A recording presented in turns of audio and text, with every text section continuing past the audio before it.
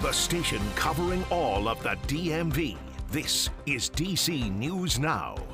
Good afternoon. Thank you for joining us for the news at noon on this Monday. I'm Shanika Grimshaw. We have a lot of news to get to. Let's start with the number of National Guard members set to patrol the district. That's about to double in size as the Trump administration calls for additional help from other states. DC News Now's Max Marcilla shows us the federal response and reaction.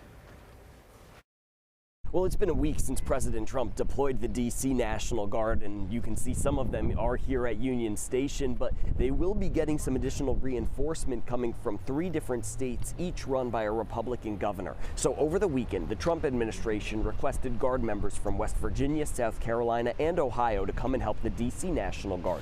In total, the 3 states will send about 700 Guard members to the district. That's on top of the roughly 800 from D.C.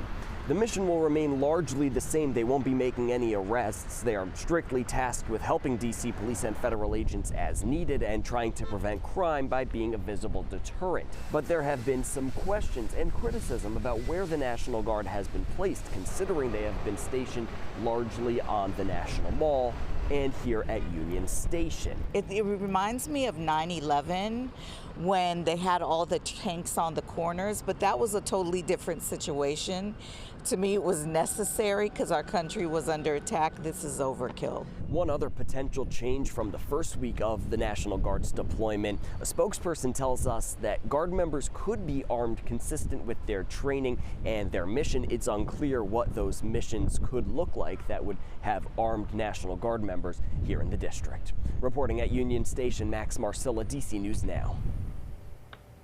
And U.S. Attorney General Pam Bondi posting the latest stats on law enforcement arrests around the district. She says nearly 400 people have been arrested since the president's initiative started. Bondi posted on X saying 137 arrests, and they've seized 21 illegal firearms. She also said homicide suspects, drug traffickers, and more are being charged. In Washington, Circle is now clear of tents. This after a D.C. agency says they were going to clear out the homeless encampments last week. Federal law enforcement agents attempted to clear out that site on Thursday, but got a notice from the Deputy Major of Health and Human Services that it would be cleared out Monday. And the district says it has and continues to offer transportation to shelters, storage of items, access to behavioral health and or medical care, case management, and connection to other services as needed. And happening today in Northwest D.C., local organizers are holding a rally near 14th and U Street to protest increased law enforcement in the district. That rally starts at 3.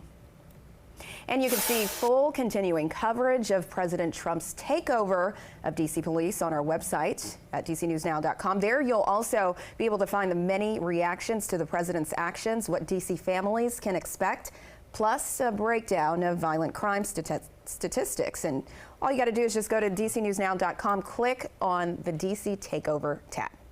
All right, let's talk weather with meteorologist Damon Madsen. Happy Monday, Damon. Happy Monday, Shanika. A little tough out there with the clouds to wake up this morning, am I right? Yes. Yeah, but you know what?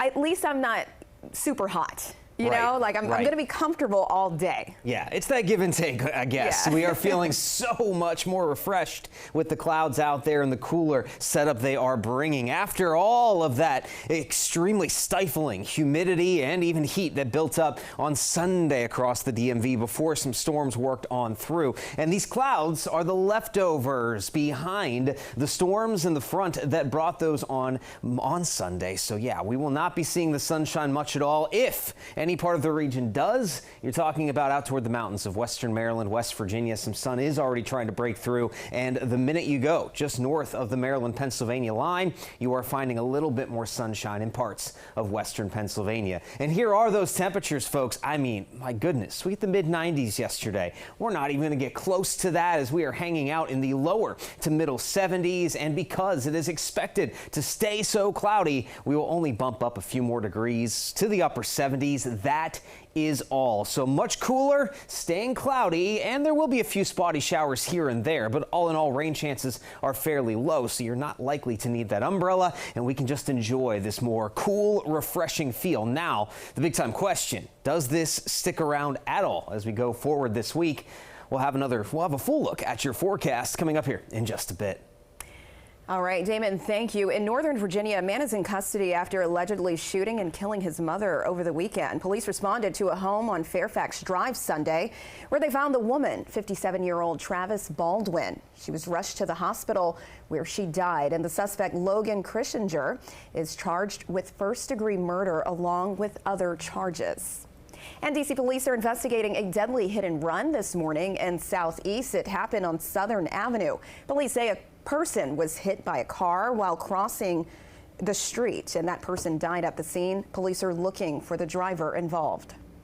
Also in the district, 4 people displaced after a house fire in Northeast. This happened on Owen Place, and DC Fire says the fire, it started in the basement because of a battery. One person was hurt, but he refused to go to the hospital, and no firefighters were injured. In less than an hour, thousands of PSA flight attendants are expected to protest contracts at Reagan National Airport. The union says management has only proposed a single-digit raise, and attendants earn over 40% less than other flight attendants. Those on strike are demanding things like double-digit pay increases and scheduling improvements. Today, President Donald Trump is set to welcome Ukrainian President Volodymyr Zelensky. That's along with several European leaders to the White House. The leaders are trying to make progress toward ending the war in Ukraine. DC News Now, Rashad Hudson has more. This is shaping up to be one of the most high-stakes diplomatic gatherings since the war broke out. Later today, President Trump will welcome Ukrainian President Zelensky, as well as other European allies, to the White House to talk peace. Today, President Trump will host Ukrainian President Zelensky at the White House. It comes just days after President Trump sat down with Russia's President Vladimir Putin in Alaska, a session that ended with no ceasefire. This war doesn't get better. It gets worse as time goes on.